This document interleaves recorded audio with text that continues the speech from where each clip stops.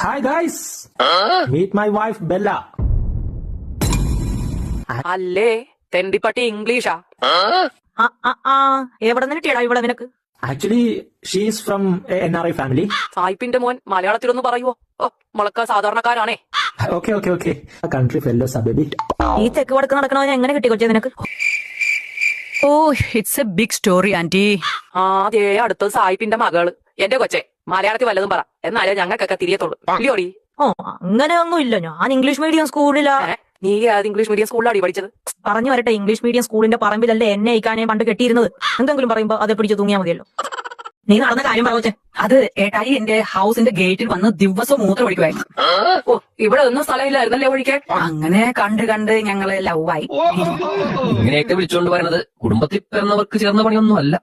പിന്നെ കണ്ട കോഴിക്കുട്ടി ചെന്ന് കയറി കൊടുക്കുന്നതല്ലേ കുടുംബത്തിൽ പിറന്നവൻ. വെറുതെ ഇരിപ്പിക്കാതെ പോകാൻ വഴി അവിടെ. അല്ല ഞാൻ എടാ കോഴി, ഇവിടെ നിന്ന് പുഴുക്കാതെ അകത്ത് ഇരുന്ന് പുഴുക്കലേ കുത്തിക്കയറ്റി. ശരി.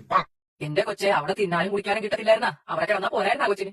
Daily bone soup, Pedigree nuts, fried meats ഇതൊക്കെ കഴിച്ച് ഞാൻ മടുത്തു ആന്റി. ഇനി കുറച്ച് വില്ലേജ് ഫുഡ്സ് ഒക്കെ ട്രൈ ചെയ്യണം.